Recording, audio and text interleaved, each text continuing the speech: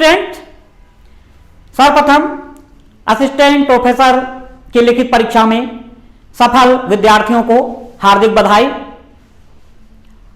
और यहां पर हम आगामी जो आपका साक्षात्कार का आयोजन होना है उससे संबंधित महत्वपूर्ण बिंदुओं पर हम चर्चा कर लेते हैं।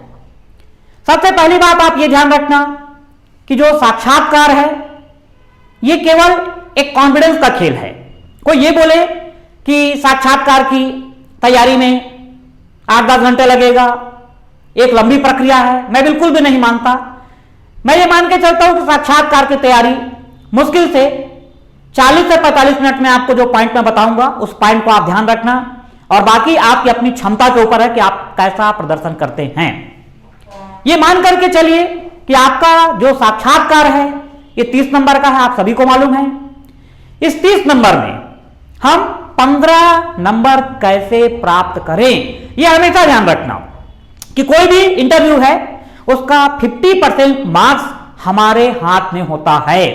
मतलब यदि हम कुछ बिंदुओं को ध्यान में रखें, कोई जरूरी नहीं है कि हमारे पास विशिष्ट ज्ञान हो या प्रत्येक उत्तर में, साक्षात्कार में किए गए प्रत्येक प्रश्न का कोई हम विशिष्ट उत्तर दें तभी हमको अच्छा नंबर मिलेगा, बिल्कुल ये गलत बात है, ध्यान रखेंगे। मतलब साक्षात्कार में जो 50% मार्क्स होता है वो आपके कॉन्फिडेंस पर निर्भर करता है, आपके सोचने के तरीके पर निर्भर करता है, और प्रतिकूल परिस्थिति में आप किस तरीके से व्यवहार करते हैं, इन सभी तथ्यों पर आधारित है आपका 50% मार्क्स। कई बार हम ये देखते हैं कि कुछ स्टूडेंट्स बहुत कम नंबर पाते हैं इंटरव्यू में, कि भाई 30 नंबर का इंटरव्यू है, कोई बोलता है यार मेरे को 10 नंबर मिला, सबसे कम नंबर मिला। तो सबसे कम नंबर क्यों मिलता है, इन्हीं बिंदुओं पर हम चर्चा करेंगे। और कोई बोलता है कि मेरे को 25 नंबर मिला है, तो 25 नंबर क्यों मिलता है। ये सारे बिंदुओं पर हम यहां पर विस्तार से चर्चा करेंगे, लेकिन सबसे पहला टारगेट हमारा होगा कि हम 50% से नीचे ना जाएं। तो 50% नंबर हमारे हाथ में है, उसको हम कैसे अर्जित करेंगे उस बिंदु पे अपन सबसे पहले चर्चा करते हैं। तो आप ये ध्यान देना कि सबसे पहला क्या होता है आपका बायोडाटा फॉर्म। जब आप साक्षात्कार में जाएंगे तो वहां पे आपका जो बायोडाटा फॉर्म होगा उस बायोडाटा फॉर्म को बहुत अच्छे तरीके से आप भरिए, और जितने भी पॉइंट उसमें आप लिख रहे हैं एक एक पॉइंट आपको क्लियर होना चाहिए। मतलब जैसे मान लिया जाए बायोडाटा में आपने लिखा कि भाई आप किस यूनिवर्सिटी से पढ़े हैं, किस कॉलेज से पढ़े हैं, तो उस यूनिवर्सिटी या कॉलेज के बारे में आपको पूरी जानकारी होना चाहिए, या आप किस शहर से संबंधित हैं या किस जिले से संबंधित हैं उसकी आपको पूरी जानकारी होना चाहिए, ठीक है। या आपके माता पिता का जो नाम आप लिख रहे हैं या आपका स्वयं का नाम है उसके क्या मीनिंग है प्रत्येक वर्ड का, वो हमको पूरा क्लियर होना चाहिए। यह हमारा होता है बायोडाटा फॉर्म होता है। मतलब जितनी चीजें आपने वहां पर लिखा उसके बारे में एक अच्छी जानकारी आपके पास होना चाहिए। दूसरी बात आप ये ध्यान रखना कि कई बार साक्षात्कार में हमसे कुछ ऐसे प्रश्न पूछे जाते हैं जिनका उत्तर हमको नहीं मालूम होता है, तो हमको क्या लगता है कि हमारा इंटरव्यू बिगड़ रहा है। बिल्कुल भी आप इस चीज को दिमाग से निकाल दीजिए। कई बार ऐसा होता है कि हम साक्षात्कार बोर्ड के समक्ष उपस्थित होते हैं, 3-4 प्रश्न हमसे पूछा जाता है, हमको उसका एक भी उत्तर नहीं मालूम होता है, और वहीं पर हम क्या होते हैं, निराश हो जाते हैं। ये निराशा ही आपको असफलता के मार्ग की ओर आगे बढ़ाएगी, ध्यान रखना। तो सबसे पहला पॉइंट तो ध्यान रखिए कि यदि इंटरव्यू के दौरान ऐसी परिस्थिति निर्मित हो गई कि लगातार 4-5 प्रश्न भी हमसे नहीं बना, तो आपको निराश होने की जरूरत नहीं है। आपको ये ध्यान रखना है कि प्रतिकूल परिस्थिति निर्मित हुई है, इस प्रतिकूल परिस्थिति में आप बिल्कुल आत्मविश्वास बनाए रखेंगे और साक्षात्कार बोर्ड के समक्ष अपना एक अच्छी प्रस्तुति को प्रस्तुत करेंगे, ये ध्यान रखना यहां पर।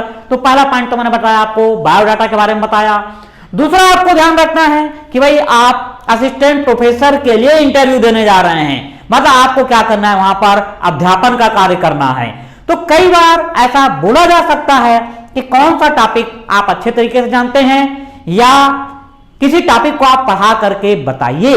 तो पहला पॉइंट ये ध्यान रखना कि भाई जो भी आपका सब्जेक्ट है उस सब्जेक्ट में से कोई एक टॉपिक को आप बहुत अच्छे से तैयार कर लीजिए कि कैसा भी प्रश्न आपसे पूछा जा रहा है तो उसका आप जवाब दे सकें। और हमेशा ये ध्यान रखना, जवाब देते समय बिल्कुल तत्परता आपको नहीं दिखाना है। तत्परता बोलने का मतलब क्या है कि ऐसा ना लगे कि आप रट करके जवाब दे रहे हैं। प्रत्येक प्रश्न का उत्तर आप बड़े ही सोच समझकर संयमित शब्दों में वहां पर आप आंसर दीजिए। मतलब वहां पर आपके ज्ञान की परीक्षा नहीं है, अपितु आपसे जो प्रश्न पूछा जा रहा है वो आप कितनी सरलता से और कितनी सहजता से बोर्ड के समक्ष उसको एक्सप्लेन कर पाते हैं। क्योंकि आपके पास कितना ज्ञान है इस बात का कोई इंपॉर्टेंस नहीं। आगे चल करके आप कॉलेज में पढ़ाने जाएंगे तो आपके द्वारा पढ़ाई गई सामग्री स्टूडेंट को समझ में आ रही है या नहीं समझ में आ रही है, इस तथ्य के आधार पर आपकी गुणवत्ता का निर्धारण होगा। तो सेम वही कंडीशन साक्षात्कार बोर्ड के समक्ष होती है। और यह ध्यान रखना कि साक्षात्कार बोर्ड में सब्जेक्ट से संबंधित कोई एकाध विशेषज्ञ हो सकते हैं, लेकिन कुछ ऐसे लोग भी होंगे जो सब्जेक्ट को नहीं जानते हैं। तो हमारा टॉपिक ऐसा होना चाहिए या हमारा आंसर ऐसा होना चाहिए जो सभी लोगों के या जन साधारण के समझ से संबंधित टॉपिक हो। ठीक है भाई, मान लिया जाए मैं ये बोलता हूं कि किसी का सब्जेक्ट जूलॉजी है, किसी का सब्जेक्ट क्या है, जूलॉजी। अब मान लीजिए बोर्ड में आपको बोला गया कि कौन सा टॉपिक आपका बहुत स्ट्रांग है, आपने बोल दिया क्लासिफिकेशन। तो आप बताइए क्या क्लासिफिकेशन को समझने वाले सभी लोग वहां पर हैं? नहीं। तो आप ऐसा टॉपिक पकड़िए कि भाई जैसे मैं ये बोलता हूं हृदय की कार्यविधि, तो हृदय के बारे में हर कोई जानता है। या हम पाचन तंत्र की बात करें या हम श्वसन तंत्र की, मतलब मानव शरीर से कोई सिस्टम यदि है तो लगभग सभी को समझ में आ सकता है। ठीक है, तो इसी तरीके से आपको ऐसे टॉपिक को वहां पर सेलेक्ट करना है जो कि साक्षात्कार बोर्ड में उपस्थित सभी लोग उस चीज को समझ सके। ठीक है, तो ये आप ध्यान रखेंगे। और नेक्स्ट आपका क्या होता है, यहां पे हॉबी की बात अपन करते हैं। कई बार क्या होता है कि बोर्ड में हमसे कुछ ऐसे प्रश्न पूछे जाते हैं और उसका उत्तर हम नहीं दे पाते हैं, तो उस स्थिति में फिर हॉबी पे चर्चा होती है कि भाई आपने हॉबी क्या लिखा है। तो आप ये ध्यान देना कि हमारी हॉबी ऐसी होना चाहिए जिसमें जन कल्याण का भाव भी छिपा होना चाहिए। कई बार लोग क्या करते हैं, म्यूजिक सुनना मेरी हॉबी है। ठीक है, म्यूजिक सुनना अच्छी बात है, कोई दिक्कत नहीं है, इससे हमारा मनोरंजन होता है। लेकिन हमको वहां पे ऐसा प्रसिद्ध करना है कि हम अपने साथ साथ दूसरों की भावनाओं का भी ध्यान रख रहे हैं। तो ऐसी हॉबी हम सेलेक्ट कर ले तो ज्यादा अच्छा होगा। कि भाई कई लोग क्या करते हैं कि टीचिंग मेरी हॉबी है। टीचिंग मतलब मैं खाली समय जब रहता हूं तो आस पड़ोस के जो बच्चे हैं उनको मैं पढ़ाता हूं, तो टीचिंग एक अच्छी हॉबी हो गई, मतलब इसमें क्या है, जन कल्याण की भावना छिपी हुई है। या कोई बोल देता है पर्यावरण संरक्षण मेरी हॉबी है, तो पर्यावरण संरक्षण मतलब ये समझ जाइए भाई अपन वृक्षारोपण वगैरह कर रहे हैं। और आज की स्थिति में तो आप देख रहे हैं कि पूरे वैश्विक स्तर पर सस्टेनेबल डेवलपमेंट का कॉन्सेप्ट चल रहा है। तो जैसी परिस्थिति है उसके हिसाब से हमारा टॉपिक होना चाहिए। तो हॉबी को अति विशेष रूप से आप ध्यान रखेंगे। ठीक है, मतलब मैं ये नहीं कहता कि म्यूजिक सुनना कोई गलत हॉबी है, बिल्कुल सही हॉबी है, कोई दिक्कत नहीं है। लेकिन यदि हम उसको ऐसी हॉबी शो कर दें इसमें जन कल्याण की भावना भी छिपी हो तो निश्चित रूप से मान के चलिए कि हमारे लिए थोड़ा सा वो पॉजिटिव ही जाएगा। ठीक है, तो ये थोड़ा सा हॉबी के बारे में आप ध्यान रखेंगे। इसके अलावा आप ये ध्यान रखिए न्यूज़पेपर, न्यूज़पेपर बहुत इंपॉर्टेंट होता है, ध्यान रखना। आज से ही बिल्कुल आप न्यूज़पेपर की पूरी एक एक न्यूज को पढ़ना आप शुरू कर दीजिए। और खास करके जिस दिन आपका इंटरव्यू रहेगा उस दिन जितने भी 3-4 प्रकार के जो न्यूज़पेपर हैं उनको बहुत अच्छे तरीके से पढ़ करके जाइए। तो कई बार क्या होता है कि उसी दिन की घटना से संबंधित कई बार ऐसा क्वेश्चन आ जाता है कि आज के प्रमुख 3 समाचार के बारे में आप बताइए, और आपने समाचार पत्र तो पढ़ा ही नहीं है। तो ऐसी स्थिति निर्मित नहीं होना चाहिए। और हमेशा ये ध्यान रखना कि कोई सामान्य प्रकार का प्रश्न आपसे पूछा जा रहा है तो उससे सही उत्तर की आपसे अपेक्षा की जाती है। वो कोई पढ़ान प्रश्न पूछ रहा है कि कोई बोल दिया बुल्गारिया की राजधानी क्या है, तो बुल्गारिया की राजधानी हमको नहीं मालूम, कोई बहुत बड़ा मुद्दा नहीं है, तो ऐसे प्रश्न में हमको निराश होने की जरूरत नहीं है। कोई बोल दे लिथुआनिया का राष्ट्रपति कौन है, हमको नहीं मालूम, कोई बड़ी बात नहीं है। लेकिन कोई ये बोल रहा है कि भारत के वर्तमान में उपराष्ट्रपति कौन है और हम नहीं बता पा रहे हैं, तो निश्चित रूप से क्या होगा, हमारे लिए नेगेटिव जाएगा, क्योंकि हम भारत देश में रह रहे हैं। या जिस जिले में रह रहे हैं या जिस राज्य में रह रहे हैं उससे संबंधित सामान्य जानकारी यदि हमको नहीं है तो वो क्या होता है, हमारा नेगेटिव जाता है। दूसरा ये ध्यान रखना कि हमको इंटरव्यू में कॉन्फिडेंस की अपने को जरूरत पड़ेगी, ठीक है, आत्मविश्वास का पूरा खेल है, लेकिन ओवर कॉन्फिडेंस से बचना। ओवर कॉन्फिडेंस बोलने का मतलब क्या होता है कि कई बार कुछ ऐसे प्रश्न आ जाते हैं जहां पर हम ये बोल जाते हैं नहीं मैं सर 100% श्योर हूं, या कुछ अति आत्मविश्वासी रहते हैं बोल देते हैं सर 200% श्योर हूं। तो ऐसे जो अतिशयोक्तिपूर्ण बयान है उससे अपने को बचना है। मतलब कोई प्रश्न का हमने सही जवाब दिया है, लेकिन यदि मान लिया जाए साक्षात्कार बोर्ड में बैठे हुए किसी मेंबर के द्वारा उसमें ऑब्जेक्शन किया जाता है, तो हमको वहां पे बहस नहीं करना है। ऐसा नहीं, मतलब वहां पे सहजता पूर्वक अपने को उस चीज को स्वीकार करना है कि सर मैंने ऐसा पढ़ा था, हो सकता है जो आप कह रहे हो वो सही हो। मतलब हमको अपने व्यवहार से बोर्ड के जो मेंबर हैं उनके दिल को जीतना है, ये ध्यान रखिए, तभी आपका साक्षात्कार अच्छा माना जाएगा, ये ध्यान रखना। कई बार क्या होता है कि हम बिल्कुल बहस कर डालते हैं कि नहीं भाई ये नदी तो यहीं पर से निकली है, मैं तो जा करके देखा हूं, ठीक है। तो ऐसे अपने को बहस वहां पे नहीं करना है, ओवर कॉन्फिडेंस पे अपने को बिल्कुल उससे बच करके रहना। ये सारे तथ्यों को आप ध्यान रखेंगे। उसके बाद क्या होता है, नेक्स्ट आपको प्रत्येक जवाब देते समय आपके चेहरे पर मुस्कुराहट होना चाहिए, नॉर्मल ध्यान रखना। अब ऐसा नहीं कि किसी त्रासदी की बात हो रही है, किसी प्राकृतिक आपदा की बात हो रही है और हम मुस्कुरा रहे हैं। नॉर्मल प्रश्न ध्यान रखना कि उसका यदि हम जवाब दे रहे हैं तो हमारे चेहरे पर मुस्कुराहट होना चाहिए। और कई बार कुछ ऐसे प्रश्न होते हैं तो उस प्रश्न के उत्तर के अकॉर्डिंग जैसा हमारा आंसर है उसके हिसाब से हमारे चेहरे का भाव भी होना चाहिए, ये आप ध्यान रखेंगे। उसके बाद आपको यह ध्यान रखना है कि बोर्ड में जो मेंबर आपसे क्वेश्चन पूछ रहे हैं कोशिश ये कीजिए उनसे नजर मिला करके आपको उत्तर देना है। ऐसा नहीं कि आंसर देते समय नजर को झुका लिए, नजर झुक गए मतलब क्या, कॉन्फिडेंस आपका खत्म हो चुका है।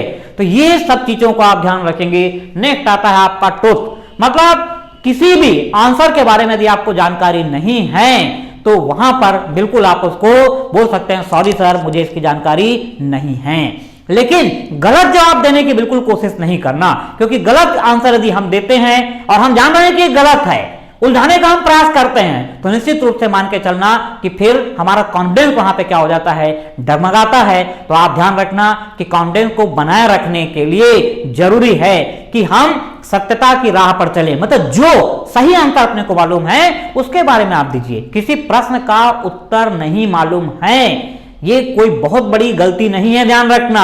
गलत यह है कि किसी प्रश्न का उत्तर हमको नहीं मालूम है और हम उसको उलझाने का प्रयास कर रहे हैं। तो बिल्कुल ये ध्यान रखिए कि बोर्ड में बैठे हुए सभी सम्मानीय सदस्य काफी ज्ञानवान होते हैं, तो उनके समक्ष आप कोई गलत तथ्य प्रस्तुत करके बच नहीं सकते हैं। तो ये सारे तथ्यों को आप ध्यान रखेंगे तो निश्चित रूप से आपका साक्षात्कार बहुत अच्छे तरीके से जाएगा, ये ध्यान रखना। और इसमें जो भी विद्यार्थी यदि बिलासपुर में रहते हैं या बिलासपुर में आकर के साक्षात्कार से संबंधित मार्गदर्शन प्राप्त करना चाहते हैं तो यहां पर बिल्कुल मैं उपलब्ध रहूंगा और सब्जेक्ट से संबंधित आपका किसी भी प्रकार का कोई डाउट होगा तो उसको भी क्लियर कर दिया जाएगा। विशेष रूप से ध्यान रखना मेरा सब्जेक्ट तो जूलॉजी बॉटनी संबंधित रहा है, तो जो जूलॉजी बॉटनी से संबंधित जो इंटरव्यू में जा रहे हैं वो तो निश्चित रूप से ही मुझसे संपर्क करेंगे और उनको करना भी चाहिए। और बाकी जो अदर सब्जेक्ट वाले हैं वो भी ध्यान रखिए कि साक्षात्कार में कोई जरूरी भी नहीं है कि हमारे सब्जेक्ट विषय से या सब्जेक्ट विषय से ही कोई प्रश्न पूछा जाए, सामान्य प्रश्न पर आधारित भी आपका साक्षात्कार हो सकता है। तो जो भी विद्यार्थी साक्षात्कार से संबंधित किसी प्रकार का मार्गदर्शन लेना चाहें तो उनके लिए मैं बिल्कुल उपस्थित रहूंगा, ध्यान रखना। और कुछ तथ्य मैं बता रहा हूं उनको बिल्कुल आप ध्यान रखिए। आप लिखित परीक्षा में सफल हुए हैं मतलब निश्चित रूप से आप योग्य हैं। आप छत्तीसगढ़ लोक सेवा आयोग शंकर नगर रायपुर के ऑफिस में आप पहुंचेंगे तो मतलब मान के चलिए कि आपको एक प्रशासनिक अधिकारी या एक सहायक प्राध्यापक बनने की क्षमता आपके पास है। तो ये सब चीजें आपको एक कॉन्फिडेंस देता है, ये ध्यान रखना। और वहां पर जब आप जाएंगे भी तो निश्चित रूप से मान करके चलिए कि अपने सब्जेक्ट से संबंधित यदि कोई है तो उससे आप एक जनरल डिस्कशन कर सकते हैं। और ये ध्यान रखना कि साक्षात्कार बोर्ड से निकलने के पश्चात किसी भी प्रकार का अतिशयोक्तिपूर्ण बयान आपको नहीं देना है। जैसे बहुत से लोग होते हैं, बोर्ड से निकले, कोई उनका दोस्त उनसे पूछा, अरे यार इंटरव्यू कैसा रहा? अरे यार बॉस मेरा तो बहुत शानदार इंटरव्यू रहा, किसी भी स्थिति में 20 से कम तो पाऊंगा ही नहीं मैं। तो जो मेरा अनुभव है 25-30 साल का, ऐसे लोगों को मैंने असफल होते हुए देखा है। ये हमेशा ध्यान रखना कि जब तक का अंतिम परिणाम जारी नहीं हो जाता है या मेरिट लिस्ट में अंतिम रूप से आपका नाम नहीं आ जाता है, तो किसी भी प्रकार का बयानबाजी आपको नहीं करना है। मतलब अपना जो व्यवहार है उसको संयमित रखते हुए साक्षात्कार की अच्छे से तैयारी कीजिए और अंतिम परिणाम में निश्चित रूप से आपको कामयाबी मिलेगी। बहुत जल्दी हमारी फिर से मुलाकात होगी। मिलते हैं नेक्स्ट